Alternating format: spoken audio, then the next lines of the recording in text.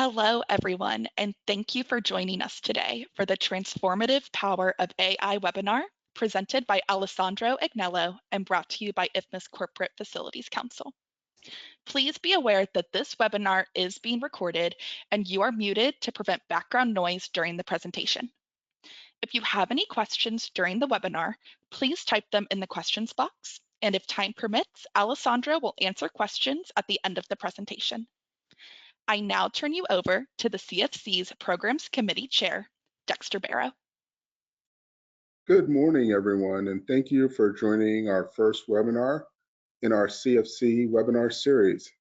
We'd like to take a moment to thank our sponsors, Castle Systems and Tersano, who help us to bring this amazing content to you. We'd also like to give a big shout out to Wayne Weitzel for being a champion for CFC. And now, without further ado, I'd like to introduce Alessandro Agnello, the CEO and founder of True Data Ops, a company dedicated to revolutionizing building operations through cutting-edge technologies using artificial intelligence, predictive maintenance, and real-time analytics. Alessandro is also a U.S. Air Force veteran and has a passion for service by mentoring fellow veterans. With a PhD in computer science and 12 patents across fields such as AI, facility management, medical, government, and computer security, Alessandro has a reputation for driving innovation.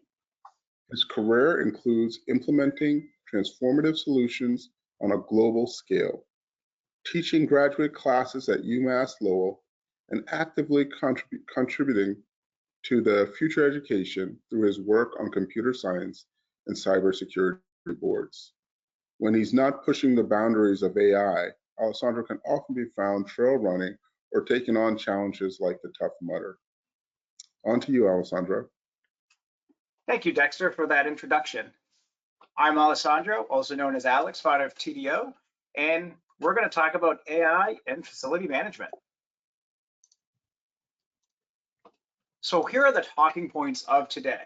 So what is AI? So we're going to get a really good definition of it and some of its main components, the various forms of AI that you guys have seen today and worked with, and then AI in facility management, and then of course a live demo of it in action and at various different points, and then a question and answers part that hopefully I can answer. So this is an open forum. You can ask any question you like and hopefully I can answer it. But first, there's actually a survey or a poll question. Kylie, could you please put up the poll question? And the poll question is, what are you least familiar with? Is it floor cleaning supplies, cleaning chemicals and disinfectants, pest control solutions, paints and coatings, or waste management and recycle systems? We are actually going to take that answer and use it for the live demo at the way in, and you'll see how we're going to do this. So I'm going to wait about 30 seconds or so and go from there.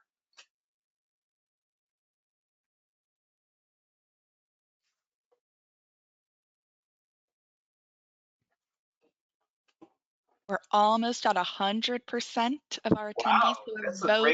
So we'll wait a few more moments for those extra votes. Thank you.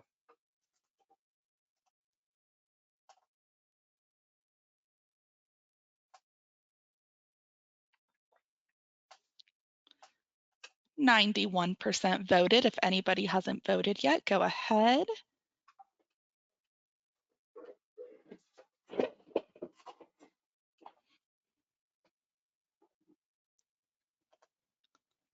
Alrighty, I'm going to go ahead and show the results. There are results, Alex. Great. I can't actually see them, which is fine, so you'll just have to tell me afterwards. Okay, no problem. Our winner was Pest Control Solutions. That's a good one. That's a good one for later. You guys will see. We're going to have some fun with that one.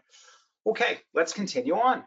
So what is AI? By definition, AI allows machines to learn from experience, adjust to new inputs, and perform human-like tasks, just like what we do. As I mentioned, there's three main components. There's machine learning, which is patterns and predictions. There's neural networks, which is mimicking the human brain. And then, of course, natural language processing, which is understanding and generating human language. And that's a mouthful, but don't worry, I have very, very simple examples to follow. And the reason why is because I want you to have a really good base understanding of what is AI before we get into it with facility management. I want you to be able to talk about this to other folks. So looking at machine learning, the first step is understanding the input. Well, what are we looking at? I see lead 2 of an ECG arrhythmia, and we can see a heart rate going across. Okay, I understand the input now. Well, what's the next thing I want to look at? I want to be able to identify patterns with it. Well, in this scenario, we can see a heartbeat here, here, here, and here. But what we noticed is that they're occurring at different times. Okay, so what does that tell me? Well, this person has an afibrillation in this scenario. And this is what we use to train nurses and physicians, and also yourself. You can notice this, it's quite simple. So let's take those learnings and put it back into a computer to start training it. And maybe this is just one example, but maybe we give it hundreds of examples or thousands of examples.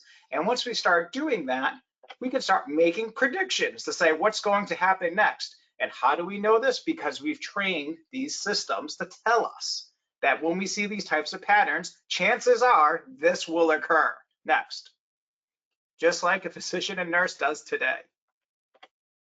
Next are neural networks. And this one's a real fun example I like to give. Let's take a picture of a cat and I give it to a 5-year-old. And I say to a 5-year-old who's never seen a cat before, to say, that's a picture of a cat. How do we as a human identify it? Well, we can see the fur, we can see ears, we see whiskers, we see the size, we see the shape of the cat, and we say, oh, I can identify it. But once we identify that picture of a cat, we can always say the next picture of a cat, that's a picture of a cat, that's a picture of a cat. And then if there's something like an elephant, like that's not a cat, that's something else. If I've never told you what it is, then yeah, you just know it's not a cat. And that's how neural networks detect patterns of that. However, it does a really bad job of it, really poor. I show a picture of a cat once to a 5-year-old, they always know what a cat is. If they see a cat that's blue, they're gonna be like, that's not right. A computer at first would not know that. So we have to tell it. We have to tell it so it needs to learn from its mistakes. A really, really fun example that you've actually taught a neural network is with the CAPTCHAs. You ever have the CAPTCHAs and it says, show me all the traffic lights, click on them all? Congratulations, you are teaching a neural network what is a traffic light. The dirty little secrets of computer science, huh? Okay, natural language processing. Let's take what you said, and I'm going to give a real simple example. What is the weather today? Or today's weather is, or what's the week's weather? And we want to understand what you said. The big 2 words that come out of that is weather and today of what I said. It doesn't matter the ordering. And that's where we could recognize patterns. So those other words are great because we're forming a full sentence, but we're going to strip those away, and we're only going to care about the things that matter. And in this case, it's the verbs and the nouns. Weather today. And with that, I must come up with a response. So just because you said that, I'm going to assume it knows where I'm at. So I actually live in the north of Boston in a small city called Peabody. And it's going to say, you live in Peabody. The weather today is 28 degrees. So it's cold. It's a cold day over here. But it gave me the appropriate response to it. It didn't just say something, irrelevant about weather or what weather is. It actually responded based upon what I asked for. More advanced versions of this, and you guys work with this all day, is actually trying to say, did I try to convey a message or convince someone? Or what was I trying to do? Those are the emotional state stuff of it. Those are the more advanced models. But today we're just looking at this real basic example. Okay. Now that you have a baseline of what is AI and you can see the various components, they all work with each other, and there's some extensions to some. And let's go through the various forms of them. Starting off with the large language model. These are your ChatGPTs, the Geminis from Google, the X has one. There's so many of them, right? They do the chatbots of kind of the earlier stage of it, translation services. Next would be your video and image generation. For the ones that had logged in and saw my first slide, that video generating, that was all AI generated. I generated that video about a month ago or so. I just asked Kylie from IFMA here to say, could you please send me a high quality IFMA logo that I could use for a video? But I didn't tell her what I was doing with it. And I generated that.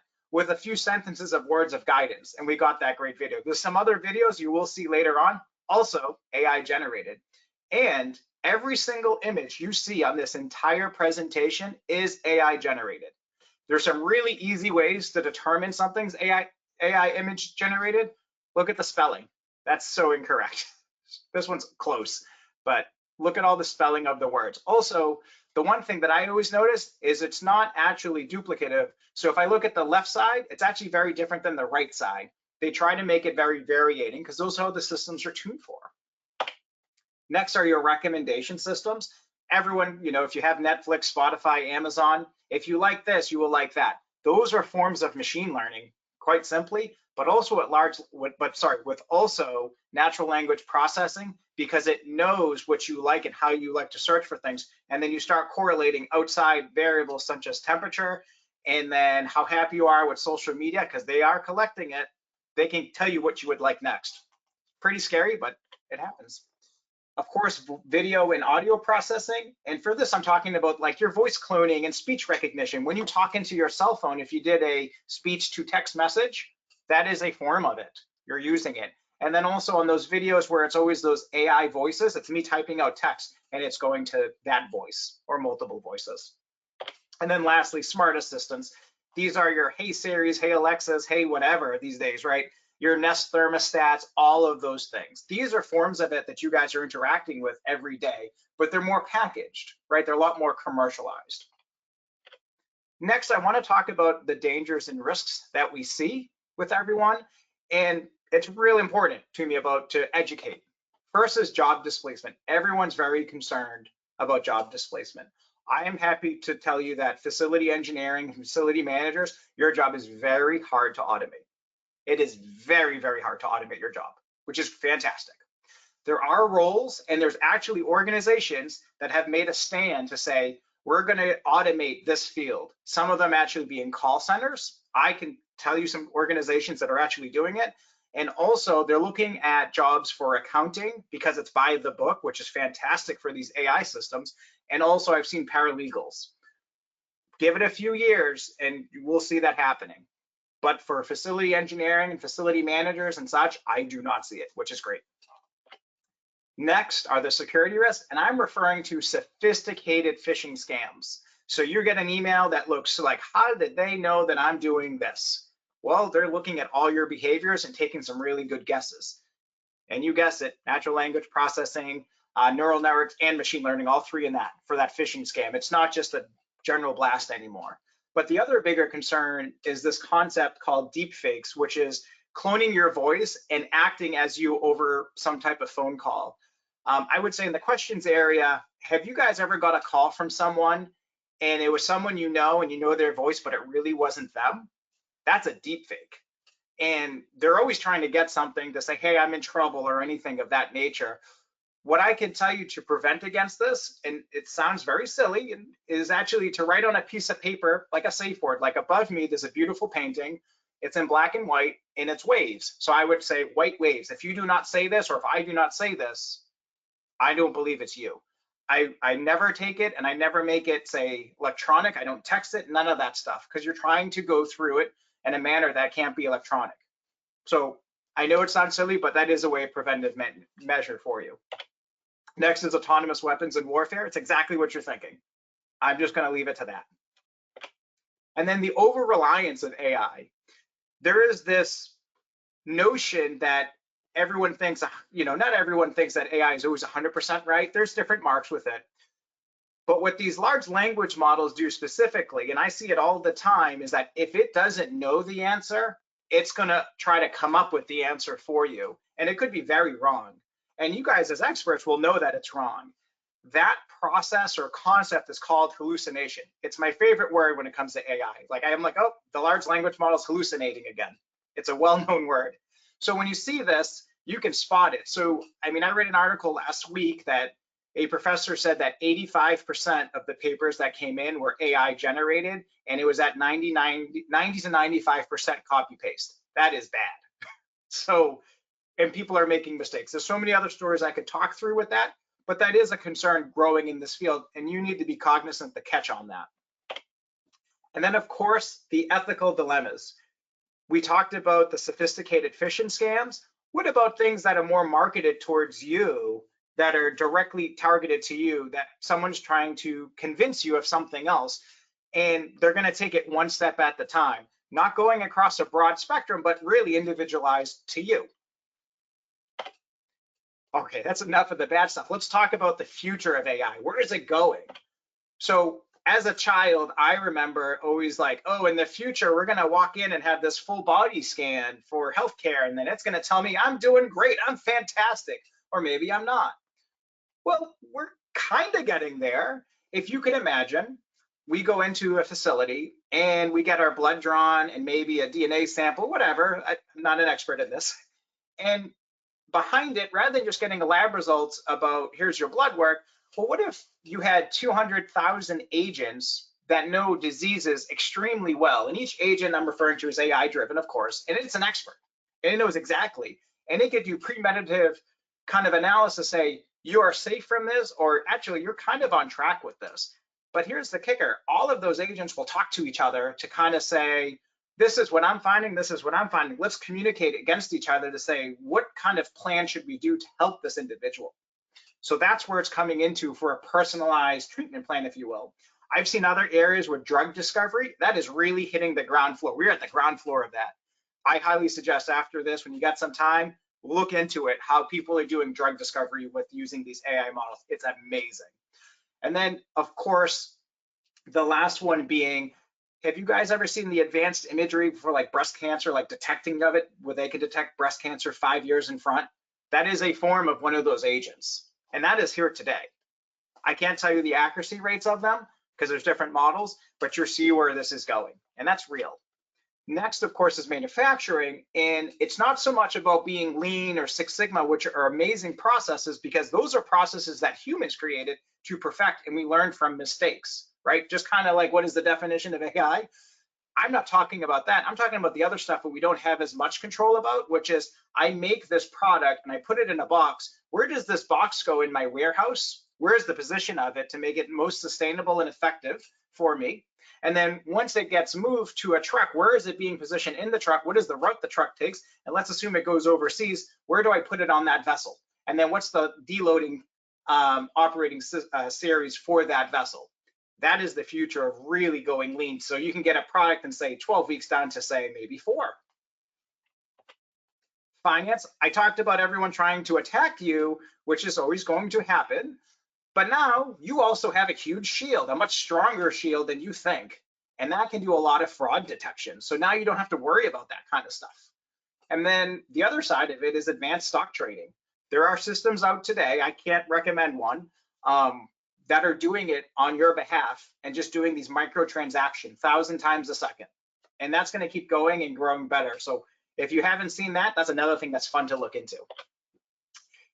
AGI, if you guys have heard of this, please put it in the questions area. I'd love to talk about this some more, about where it's going to. But the example that I like to give with artificial general intelligence, let's take someone that's blind and they need to go across the street. Today they have a walking dog.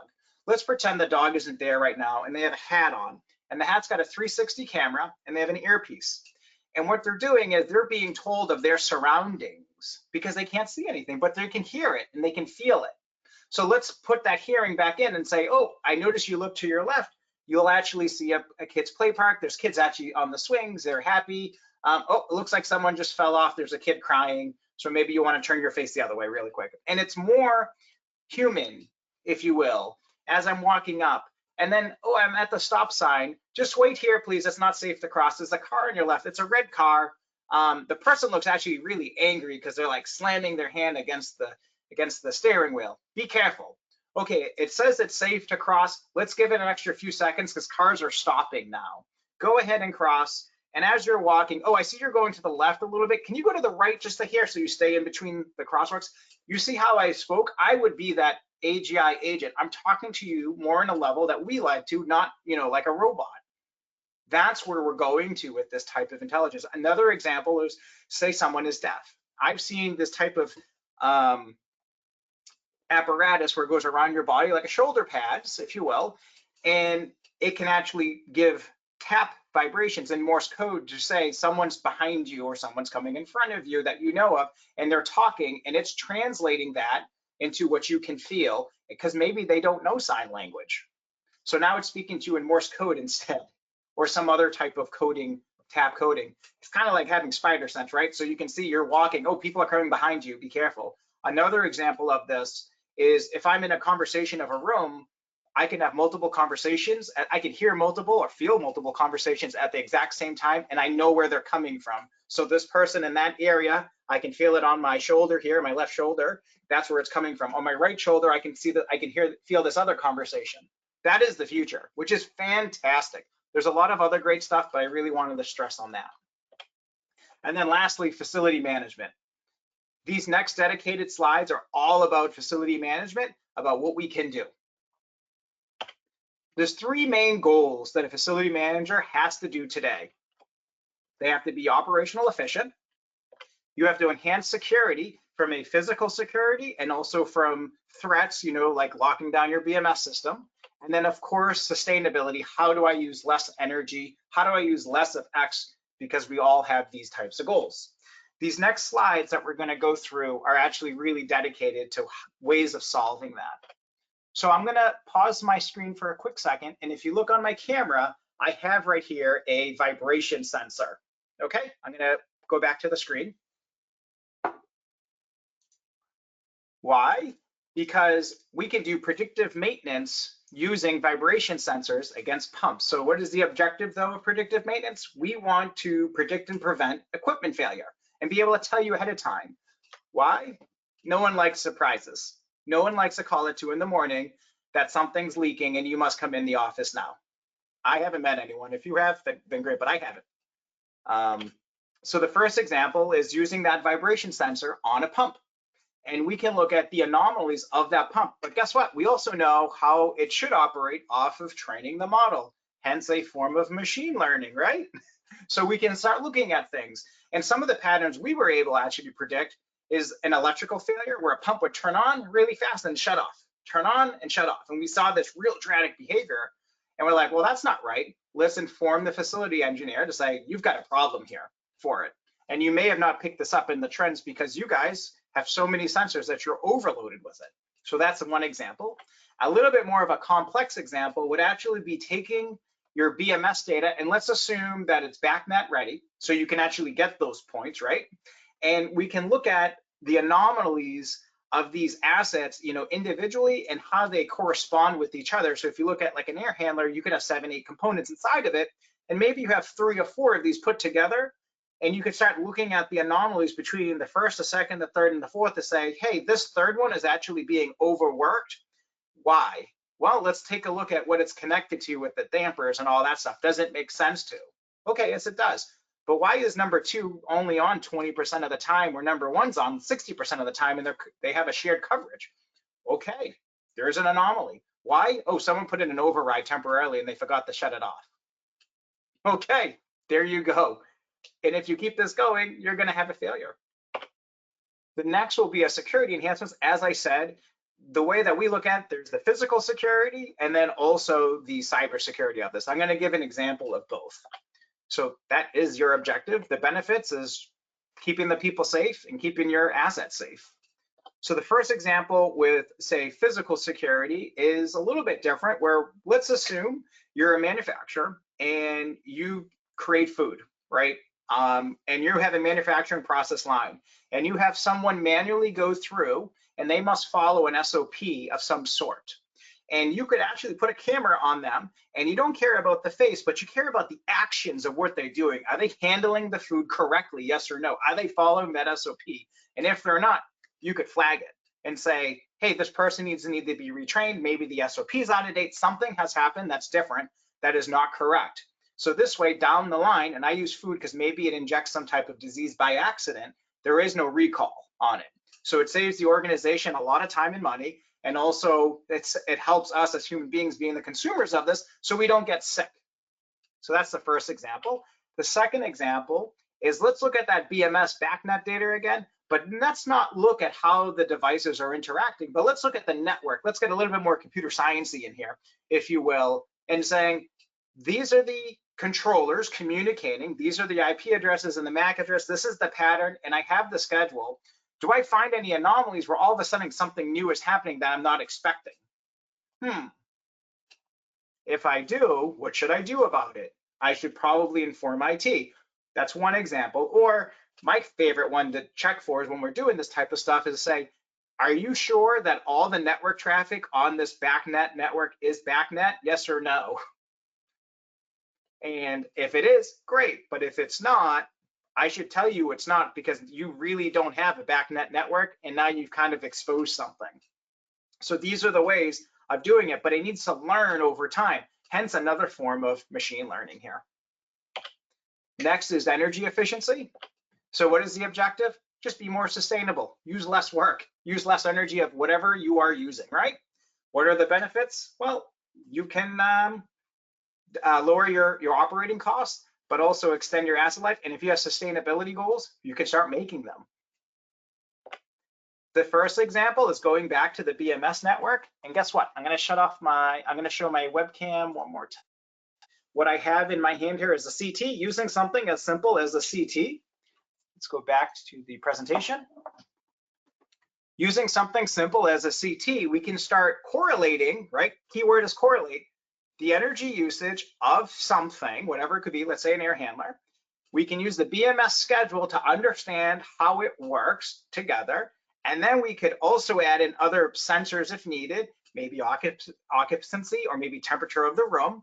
And then we can look at the outside temperature, and we can start getting an analysis to start saying, if you tweak this little thing, you'll actually gain 5% back of energy, because it's actually, you're overheating a room or you're injecting too much outside air in. If you're a lab, it's really tough because I know they need 100% outside air, but maybe you can adjust that a little bit here to actually give you some savings based upon what we're seeing here. But to really tell that story for something like that, you really do need to put energy management and knowing the schedules of BMS, because I need to be able to tell a story. Because if I just say energy management, I'm going to be like, okay, great. Now what? I can only tell you what it's using, but I don't know the effects of it. If I change the schedule, I can't monitor and manage it. So the correlation. The second example is something really simple. Let's take a temperature sensor and let's put it in a freezer. And freezers work by the following, right? Just as a general case. When it turns 32 degrees, I need to turn on and I need to cool it down to 0. Once it reaches back up to 32, I need that to rinse and repeat. We've caught a scenario before that it was hanging out at 31 degrees by using a simple temperature sensor, and it just was on and on and on, and it was at a time that, you know, it was at midnight. Like, what's going on here? Well, it turns out that there was a failure in the condenser and there was a freon leak at the same time. And due to that, there was going to be a lot more energy usage, and no one would really know the difference, because from 0 degrees to 31, it's kind of hard to tell. It's cold no matter which way you put it, right? So that was a way of actually looking at your energy to say, hey, this thing is going to fail on you really fast, but we only used a simple sensor. So my question to you guys, and please put in the Q&A, could you think of a sensor that you have today that you could reutilize for something else like we did here? The last component that we're going to talk about before we get to the live demo is the decision-making copilot. So the objective of this is, could we take all of your energy management, your work order, asset management, preventative checklist, BMS data, occupancy, everything, throw it all in, kitchen sink included, all into one location for a data. We'll call it a data lake just as a definition.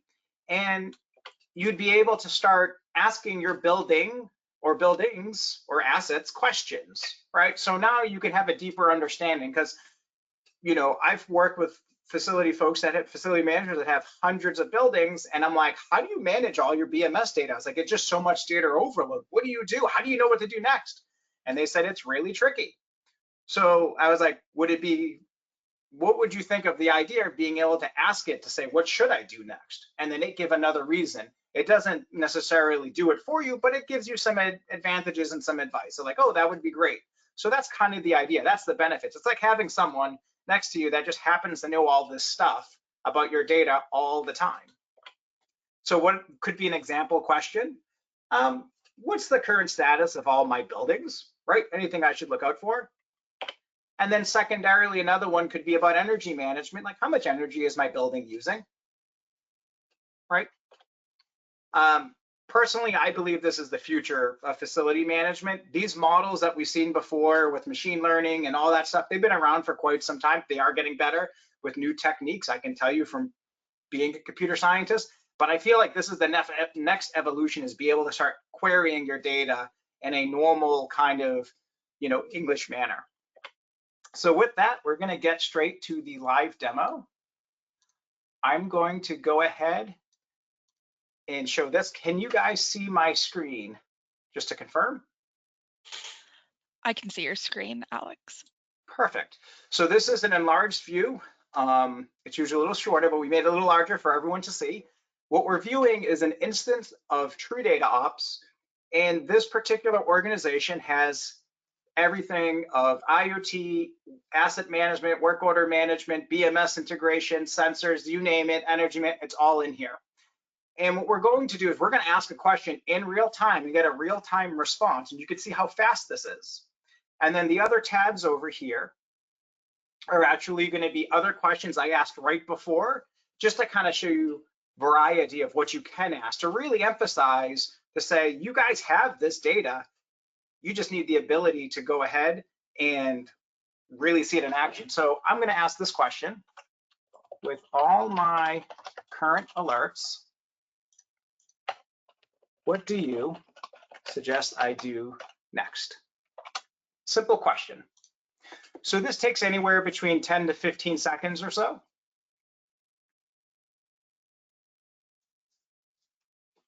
This is when you drink a cup of coffee or something, right? Okay, going into it. So now we're looking at the different issues. And look, it noticed the pump vibration issues to start with and actually specified the asset. P15A is an asset that this facility manager is aware of.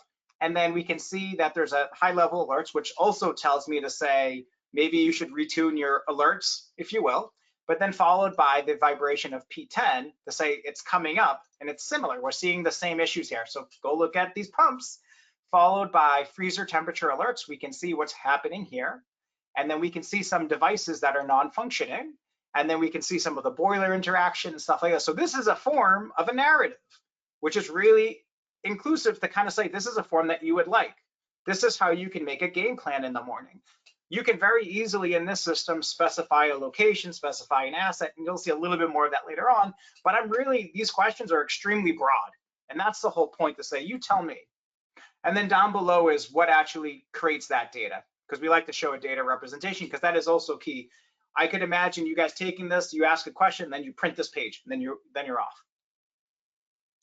Going to the next question is, I asked, with my current kWh usage on my walk-in freezer, what are the insights and how does it compare to national averages? I ask energy managers this question. I said, how long would it take you uninterrupted to get a report like this? They said typically 3.5 to 4 hours. That's their response. That's them. So we answered it in about 5 seconds for them in this scenario. So we can see the energy usage being used, some information of what we're seeing, how we compare against national average, what your calculated score is. By the way, I know this number is really low, and that's because they actually went to something that's super efficient. This was the one that we detected that actually failed from that simple temperature sensor. So they went to something very efficient. And they also changed their process at the same time. And now we can look at the insights. We can say that, oh, it's actually significantly lower than national average. You're doing great here. We can see that there's been some spikes on these days, and we could say, okay, what should we do? So looking at the power factor, and then here's some recommendations that you could do. This is all looking at one asset. Imagine across a series of assets, and here's the data that represented it to generate that. The next question is actually about checklists and preventative maintenance. So looking at the last 12 months of checklists, AKA the preventative maintenance schedules that you guys have done, you tell me what you see, right? So this is a really good example. Like, if you could imagine, most people's checklists are like, did you do this? Did you do this? Did you do this? With us, it's a little bit more open, and we're actually looking at the text that was written and the responses, and then we're coming up with an analysis to tell you what is really happening, okay?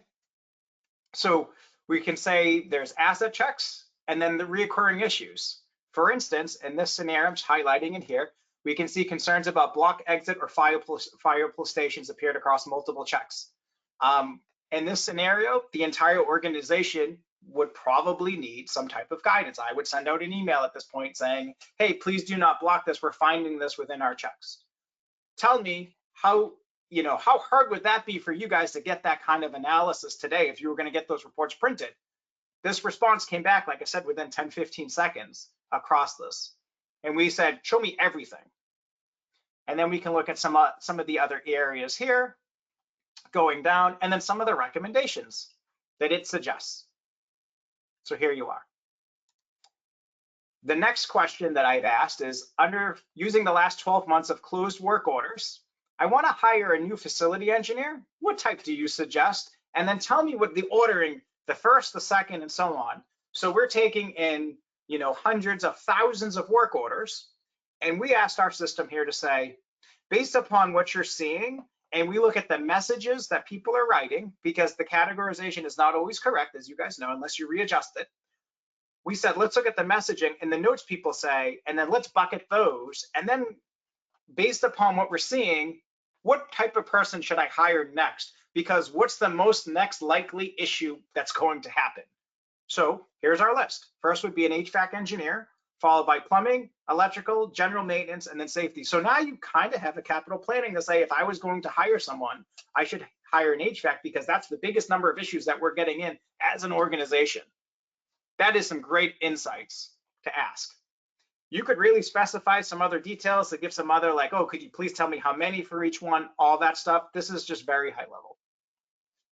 The last one I want to show here is something that Mark came to me last week about, which was, he said, Alex, can AI take videos and generate an SOP off it? And I said, let me think about that. And the first thing I did was I said, please send me the videos. And he did. And by the way, he sent the videos with the Meta Ray-Bans. If you guys have seen them or not seen them, I suggest you look into them.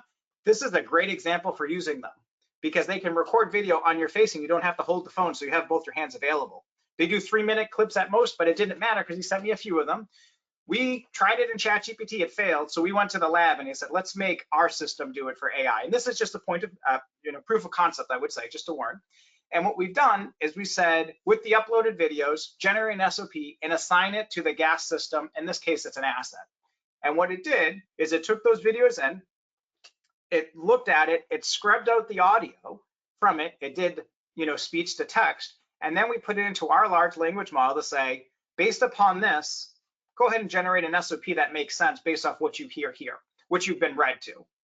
And keep in mind, we uploaded the videos at a various rate. So we've done this again on the side. We did 7 videos just to see. And the way that we were able to figure out the ordering is by using the timestamps, just so you know, and we auto-organized it. So it doesn't matter, you didn't have to label them or any of that stuff, just so you're aware. And this is the response.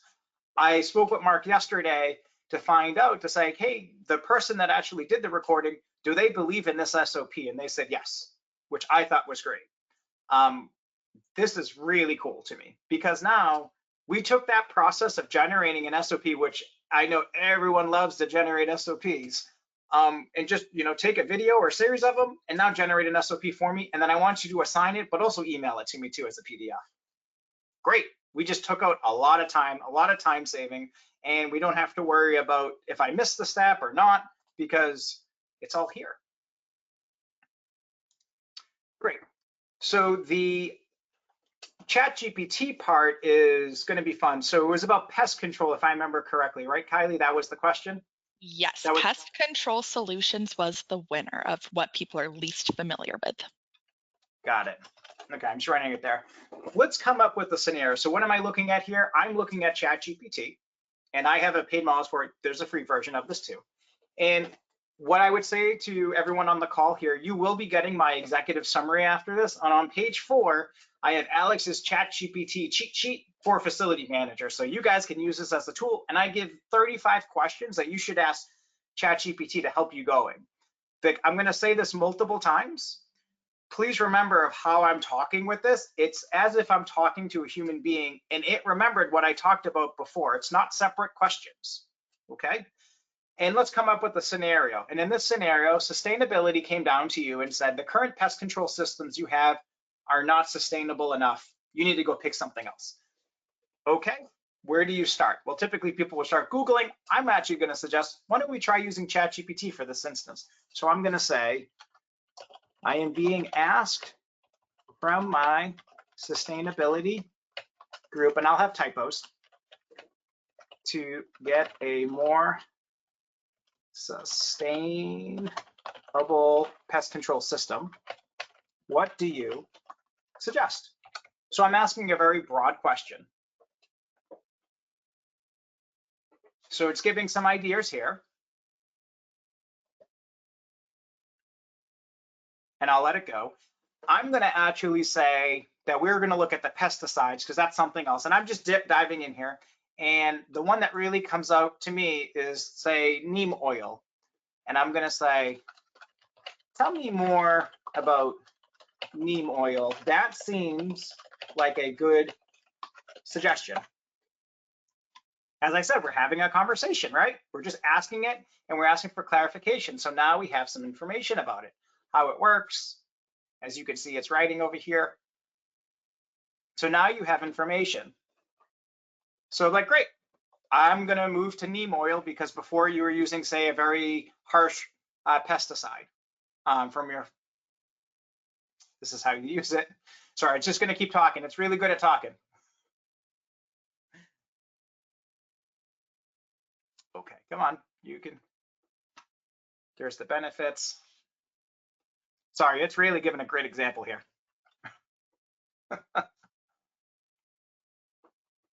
Great. So now you want to know, where can I buy neem oil, right? That would be the next thing. Like, where can I buy it? Where can I buy neem oil? And give me the best product version based on the internet review. So there could be various blends of neem oil that we're not aware about. So I'm trying to say, where can I find it? And based off reviews, who's had the best luck, right? And these are things that everyone would normally do. So here's some brands of it. So Harris neem oil, is that Bonide, and so on. So as I said, I live in PV, it knows where I'm at. So it's actually telling me how to use it and where to get it, like Amazon or Walmart. I'm like, all right, great. So now we know we're going to start using neem oil. Well, guess what? Now you're done. We just did this in 3 minutes. So now you're done for the day. Great. You're back to it. Yep, I'm just going to go use neem oil. Well, it's the next day, and the person for sustainability said, you know what? The chief sustainability officer has come down, and they want to hear from you, and they want a presentation about what you're going to use. And now you're like, oh, great. Now I have to write a presentation. What am I going to do? Well, I'm going to use ChatGPT for this case. I'm like, okay, great. I'm going to say, let's go with the Harris one. Want to use Harris neem oil, but I need to make a presentation about it. Please write the slides below.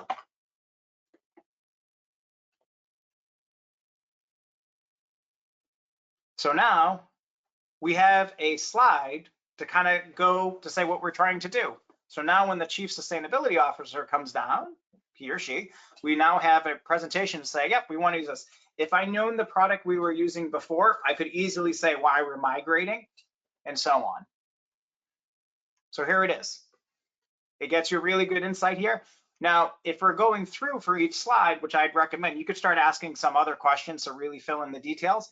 But every single presentation I ever been to always has a picture. So I'm going to say, generate an image for me on the first slide that a sustainability individual, and I'm spelling bad, individual, would enjoy based on this, right? So let's generate a picture for you.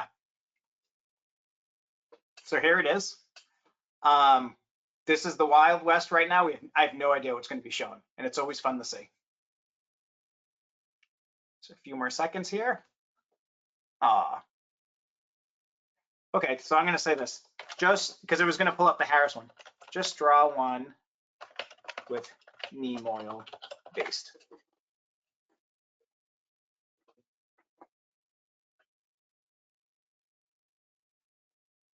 And here it goes. Almost there.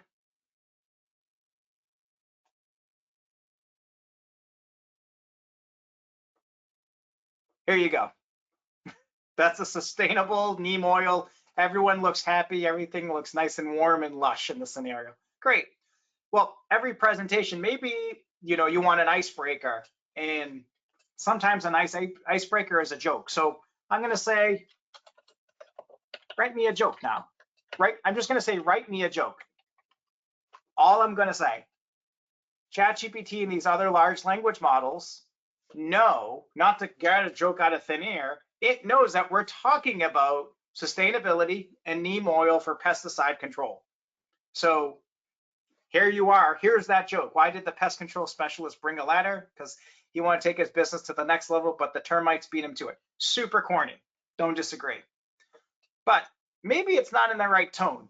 Let's use my favorite. Let's change the tone of that joke. Make the joke come out of my favorite, I can't spell, my favorite comedian, Rodney Dangerfield. So it's going to be some type of joke with no respect. You go, I got no respect. And here you go. We're changing the tone. And you can do this with anything. So if you guys are using any of these ChatGPTs or like tools for emails and stuff like that, you find it a little bit too professional, tone it down. Say, write it for an 8th grade, you know, write it down at an 8th grade level. So it doesn't have to, so it sounds more calming. You know, you could write something, ask it a question to say, how do you feel about this note? Does this sound like I'm trying to persuade or convince, or am I defensive? How does it sound? These are the various techniques of it. And as I said, with the executive summary, you're going to be able to get, you know, 35 questions that I suggest, and they're categorized to possibly help you. So with that, please, in the Q&A area, how are you guys using AI in your buildings today? You know, what parts of it? And with that brings me to the question and answers part of it.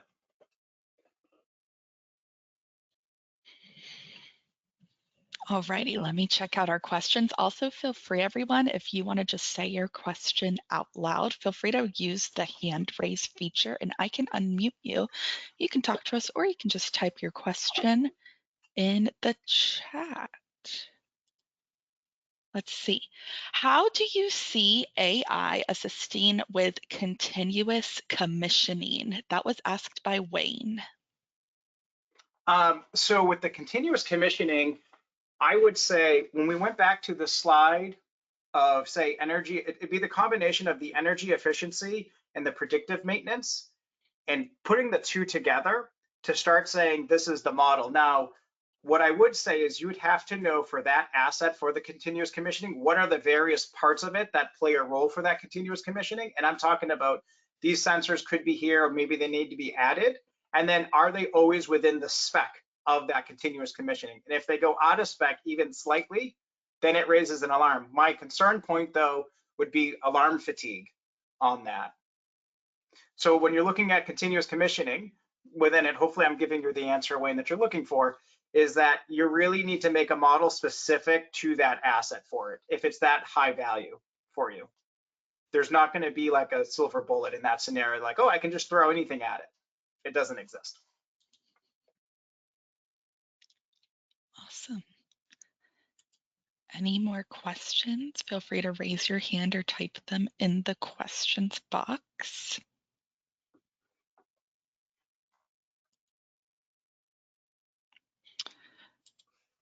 Are organizations concerned about their employees typing sensitive info into ChatGPT for answers?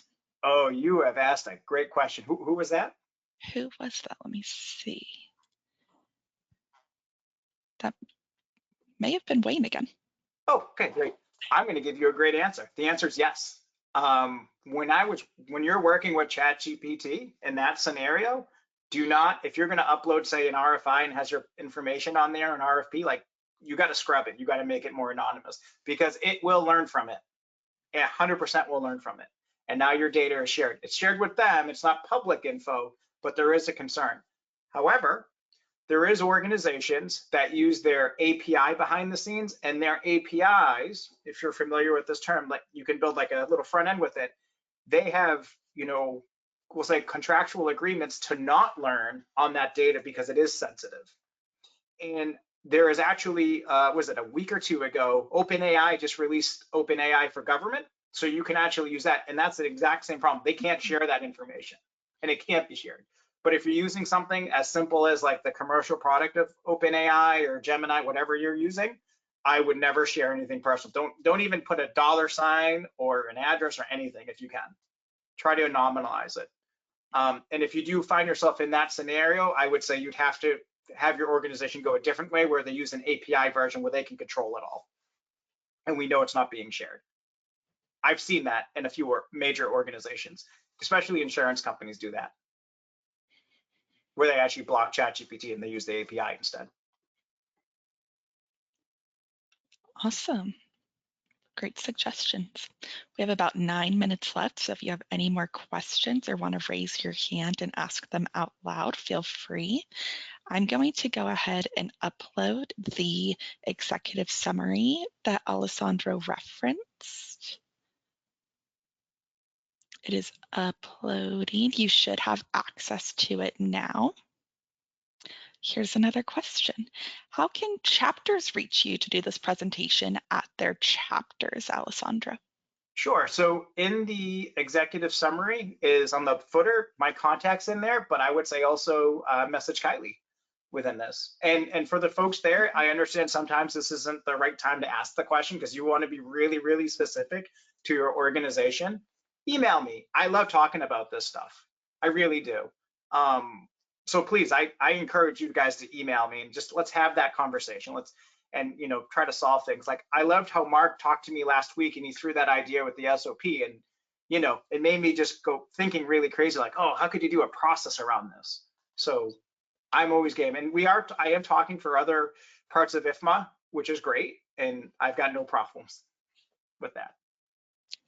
Absolutely. Okay. If there are no further questions, nobody raising their hand, then I want to thank you, Alessandro, for doing this presentation today. I learned so much, and I'm not even an FM.